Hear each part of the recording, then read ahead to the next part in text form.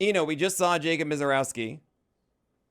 I mean, where is he without looking at the projections, anything like that? Where would you put him moving forward? Top 20 starting pitcher? Yeah, I think the difficulty for me gets to I can't. It's hard for me to put him ahead of Spencer Schwellenbach. I might be able to put him ahead of Joe Ryan. There's Dylan Cease. He's in the mix there. So I think the highest I can get him is probably 18th or 19th. So back into the top 20.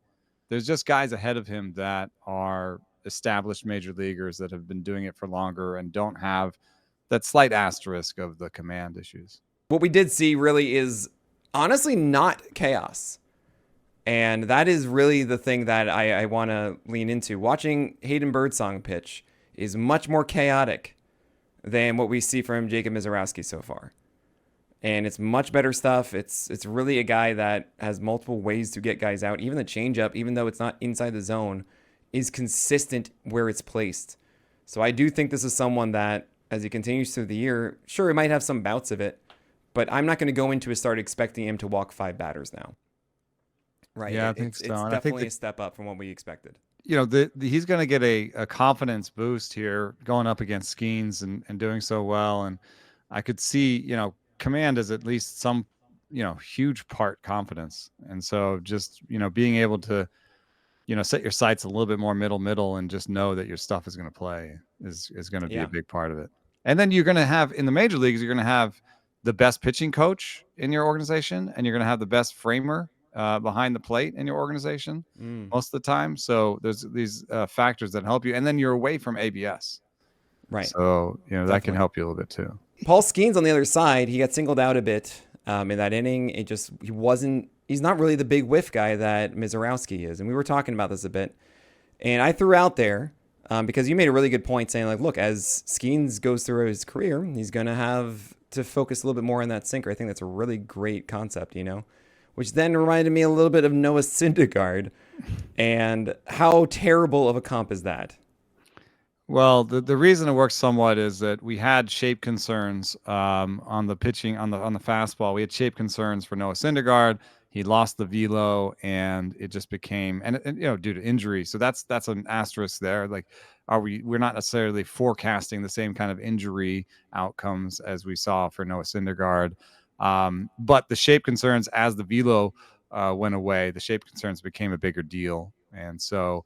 That could happen for Skeens. But what we also see from Skeens is, some really good secondaries. I think, a good slider and good changes are going to stay there. A really good sinker that fits among sinkers. So, yes, maybe the four seam, which has poor shape, maybe that will be less of a pitch at 95 and 94. But I still see a wide east-west arsenal that he can go fall back on that Noah Syndergaard didn't really have. Yeah, he didn't really have that at all. He was too reliant on the fastball. And yeah, it certainly showed later on in his career. With Skeens, it is something to really note, though. He does not get whiffs on that four seamer. It is a pitch that misses bats down, if anything, really, or it's just based on the velo itself, not the movement up as we see on a lot of four seamers, right? It has 11 inches of vert, which is absurdly low. It's drop, legitimately. It's more drop than Corbin Burns' cutter. And I Um, wonder if it hurts him sometimes, just matchup style, because he's so dominant down in the zone. mhm. And he doesn't have that pitch that really explodes at the top of the zone.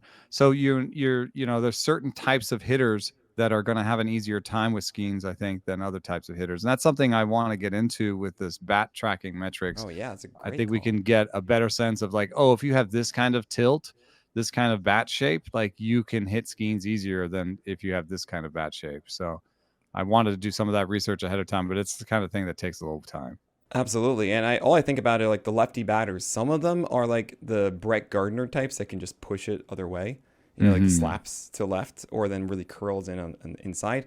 And then there are others that are just dead pull, right? That are always going to wrap around the outside pitch Mm-hmm. and pull it, even though it is, you shouldn't be. You should be going the other way with it. So there will be certain guys that we can hopefully understand what type of pitcher you are and what that speaks to. If you are a guy who goes fastballs up middle and away, you're going to get burned more by those slap guys, right? But if you're someone that goes upstairs a ton and maybe more inside, you're not going to be burned by them, right? It is.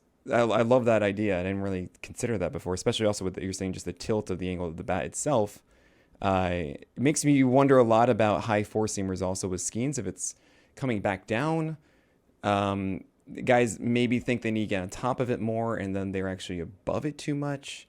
It's just a different idea called strikes as well. We see it with guys throwing cutters high, then they come back in the zone for called strikes.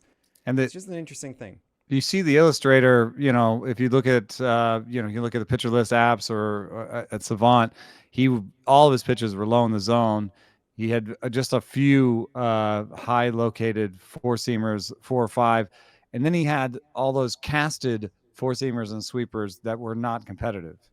Right. And it's just not as comfortable at the top of the zone. And there's just certain hitters and that's why we were talking on the cast of the possibility that at some point he adds a cutter, just a pitch that he can throw high in the zone that has the right movement to lefties.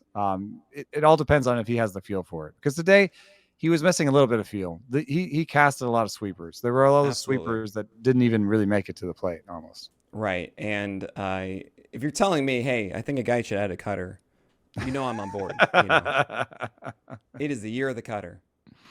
And it's beautiful. The last guy I do want to talk to you about before we close this is Chase Burns. I mean, we did a bit on the broadcast, but I just want to reiterate it here. How are we feeling about Chase Burns moving forward? Where would you put him inside of your rankings if you had to do them again today? He's got a tougher park situation. I'm a little bit nervous. I want to see a little bit more about how hitters see that fastball. The change looked really amazing at times. My model doesn't really like it. So I have a feeling that he's going to be more of a back end top 50 guy.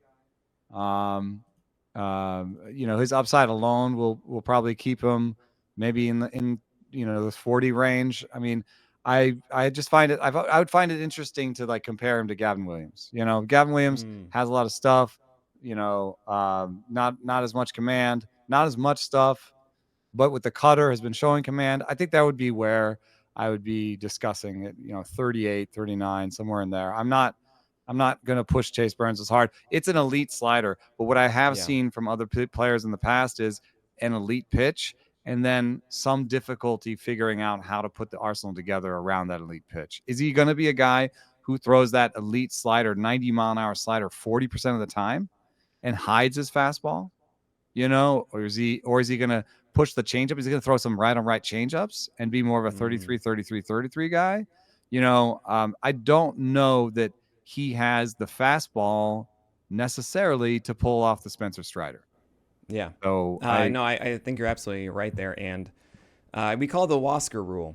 After Wasker, absurd slider. Even though he had velocity, it was still very much hit, and he didn't have anything else to support that slider.